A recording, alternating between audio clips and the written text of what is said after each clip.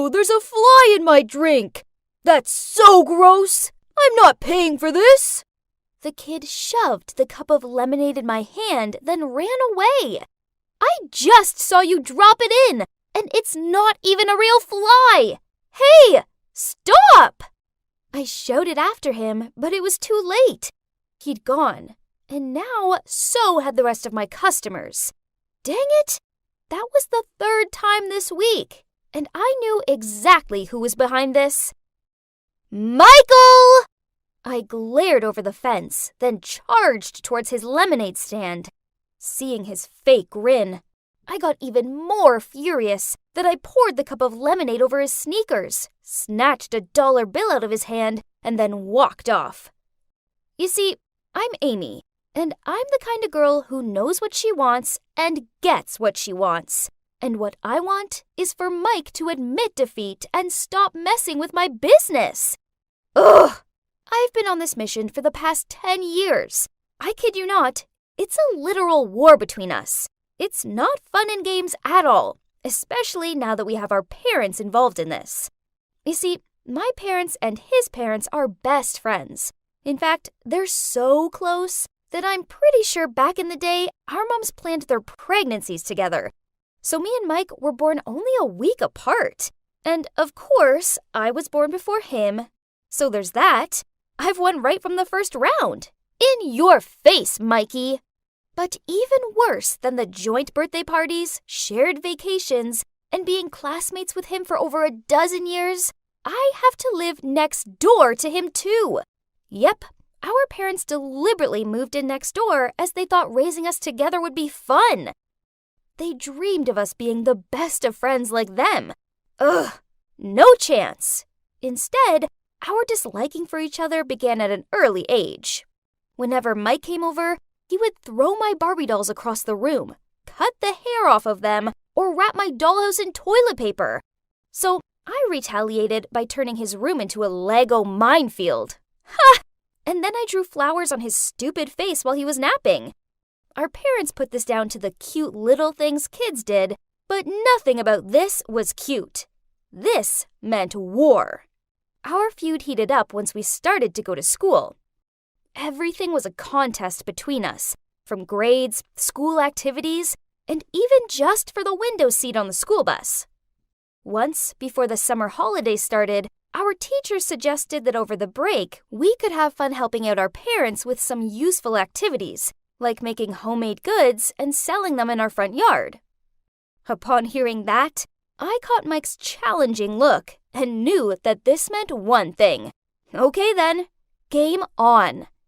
On the first day, I got up early to set up my lemonade stand out in my front yard.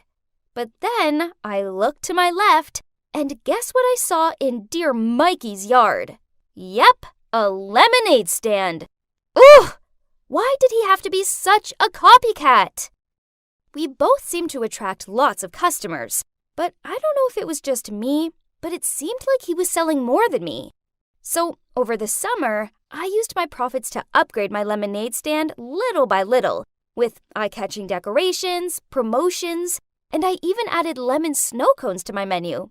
Finally, my queue seemed notably longer than Mike's. The snow cones were doing the trick.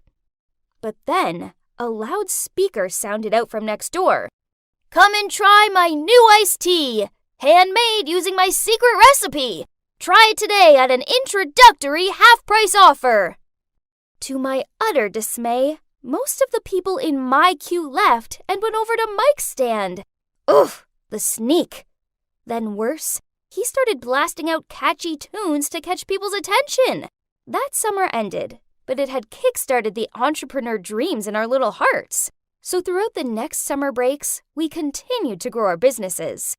I expanded my stand to sell a selection of drinks, snacks, and fast foods, with delivery service too. Once, with my friend's help, we even included a car washing service. Another time, we opened a little creche in our garden so busy parents could drop their kids off for a couple of hours, and also grab a drink to go while they were there. Sounds good, right? But you know what? Whatever I sold, whatever I did, a couple of days later, Mike went and did the exact same thing. And then he had the cheek to accuse me of copying his ideas. Ugh, he was so annoying. Anyway, now at 17, what started out as a fun hobby expanded so much that I opened a mini diner in my garage. At first, it just made sense, as it meant I had customers regardless of the weather. Plus, there were also a few tables outside, and not to brag, but the seats were rarely empty. But then, of course, you guessed it, Mike went and turned his garage into a mini diner too. Ooh! Our diners became well-known hotspots in our neighborhood, and they proved so popular that our parents continued to run them all year round. I was mad that whatever I did, Mike went and did it too. Then, to bug me further, he sent his friends around on a Saturday, and they just sat there taking up all of the seats, while only ordering Cokes. So, I sent my friend Cynthia around to his diner, and she pretended to have food poisoning after eating their food. Then she proceeded to fake gag and ran to the restroom back and forth until the customers all freaked out and left. But then he started to spread negative feedback about our place on the internet, and I did the same in return. Ugh, there's no ending to this fight ever! But I will never back down. I knew Mike had a huge crush on this Stacy girl in his science class, and one time after school, I saw him leading her into his house, probably to bore her senseless, bragging about his lousy business again. So I quickly put on makeup and changed into a cute dress. It's showtime, baby. I went over to Mike's house right on time to see him serve Stacy some of his restaurant signature dishes. I put on an act and jumped on him. You're cheating on me with this girl? She has nothing on me! How could you? I continued to make a scene, pulling on Mike's hair and screaming, until Stacy looked super awkward and made an excuse to leave. Result! But uh-oh, Mike didn't seem to see the funny side of this. I'd actually never seen him look this mad before. His ears went bright red, then he shouted at me. Amy, competition or not? Have I ever interfered in your private life? You've crossed the line this time. He knocked over the drink he'd made for Stacy, then sneered as he walked away. Seeing as you let yourself in, you can let yourself out. So, seemed like I'd won this round, but why didn't it feel good at all? And more like embarrassing. After that, Mike wouldn't even look me in the eye. Whatever. I mean, he would soon mellow down and mess with my business again anyway, right? Then one day after school, I arrived home to find my parents sitting with some strange, professional-looking man. They called me over to join them. Then the man told me how he wanted to open a well-known fast food franchise in the neighborhood. Upon seeing me looking not really interested in what he was saying, he snidely remarked, Come on, you get what I mean. It'd be ridiculous to have 3 fast food restaurants all in the same place, right? And let's face it, yours is just some fun little kiddie's hobby, which will never go anywhere. Take this. He held out an envelope. And go focus on your grades. Just leave business to the adults.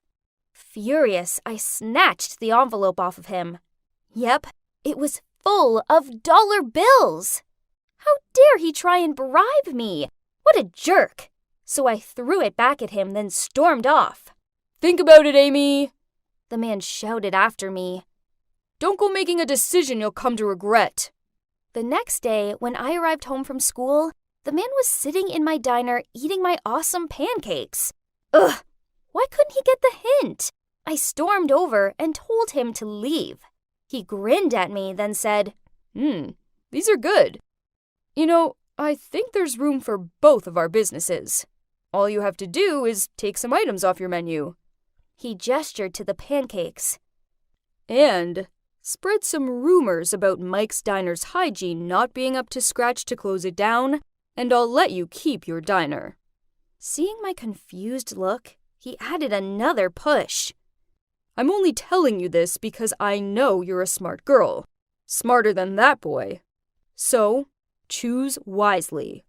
Well, that's true. I am smarter than Mike, but this was crazy. I spent all evening considering it. I mean, there's no way I could compete against a big-name franchise, but this way I stood some sort of a chance, right? But as annoying as Mike was, could I really do this to him? At 2 a.m., I sat up in bed, still so torn about this all. I rushed next door and threw a stone at Mike's window. The light in his room turned on right away. Obviously, he was having a sleepless night too. He looked out and saw me, then he joined me on the porch, and we sat there in silence for a good while. Then he spoke up. "Ames, your pancake tower is amazing. Really?" Sighing, I replied, "Honestly, I drool just thinking about your double-deck burger. But if we don't take those dishes off our menus, I think that man will find a way to close us down." He shook his head. "Well, the Ames I know wouldn't quit that easily, right?" I let out another long sigh. "Yeah, but this is different. They're a big-name franchise. Our small little dining wouldn't be able to hold up for long, sooner or later." Then we fell back into this despairing silence. "I say we can do it. We can do it together." Mike suddenly stood up and pointed at our houses. "We have plenty of space to open up one big diner. Ha! What do you say?" Me and him working together? Would that ever work? But, well, nothing's impossible for big girl Amy. I grinned at him. "Bring it on. Let's fight till our last breath." So, the very next day, we joined forces and started preparing for the opening of the joint diner. Naturally, our parents were, of course, thrilled with the idea. They happily broke down the fences and even built a joint corridor to connect our houses together. We're now officially registered as one business and have all of our food, safety, and hygiene certificates. You know, the boring but official stuff. As for the franchise man, it turns out people in town are loyal to us. So when the story of his dirty tricks spread out, everyone said they'd boycott his restaurant if he ever opened it. So we never heard from him again. Huh, that's karma for you. And what happened next? Well, Mike and I are still running our business together, and it's going pretty well so far. It's a real family affair, with everyone helping out. Actually, it turns out running our own business together is far more fun than competing against each other. Maybe Mike isn't as bad as I always made him out to be, and sometimes I still claim myself to be his girlfriend when I catch a girl lurking around him. I guess he should learn to get used to having only one girl in his life. And thinking about it, I suppose that's always been me. My father is a chauvinist. Chauvinist is a person who believes that men are above women. Basically, that your job as a woman is to produce children, take care of children, do all the cooking, the cleaning, and also hold a job down.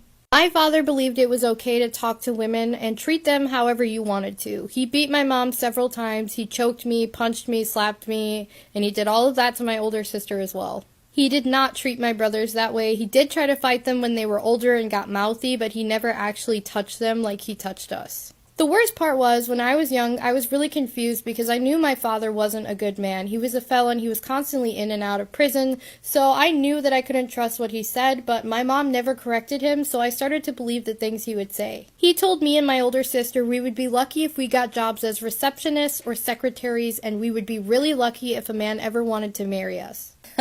I never did become a secretary, but I did become the first in my family to go to college and finish, and the most exciting. I drove 2 hours to surprise my boyfriend and found out that he left for the week. It's me and my boyfriend's first year away at school. We're both from the same town but went to different schools, and they're 2 hours apart, so we've both made the drive many times and it's worked out great. My class was canceled tomorrow, so I decided it would be fun to go to Victoria's Secret, get some candles, massage lotion, and then go surprise him tonight. I got to his dorm and saw that his car was still in the parking lot, so I figured I had some time to get it cleared with his roommate and surprise my boyfriend. I texted his roommate and asked if I could let myself in, and he said of course, but my boyfriend had gone out of town for the rest of the week. I was confused. His parents have a house in Imperial Beach, but he always wants me to go with him. I called him and he said that yes, he was going, but he was still in town getting some stuff together. I asked him if I could come with him, and he said no, it was just a boys' trip. I told him that I was actually in his dorm parking lot and wanted to surprise him. He gave me this very condescending, "Oh, that's nice." I asked if he could at least please come by and see me, or we could meet up since I went through a lot of work to put this together. He just dismissively said, "No, I can't. We're already on our way." He then said that maybe he could come next weekend to see me, but I should just drive back, and then basically hung up. I looked at Find My Friends, and it turns out he was literally passing by his dorm as we were talking on the phone. He could have easily stopped by and said hello, and this really hurt. Maybe he was stupid, but I called his friends and they all said the same thing. The thing that's so sus is that none of them are going, and it's some random friend he's going with that none of them have ever met, but I shouldn't be suspicious. It's like all of them were coached into saying the right thing in short notice because they all said the same thing. I mean, I guess I could look at it like they all said the same thing because it's the truth, right? However, every one of my alarm bells is going off. This is so unlike him. Even if he were going there, he would have told me first. This is the first time he's ever gone without telling me or without inviting me. Maybe I'm a young, dumb, paranoid girlfriend, but my instincts are telling me something is up. What should I do here?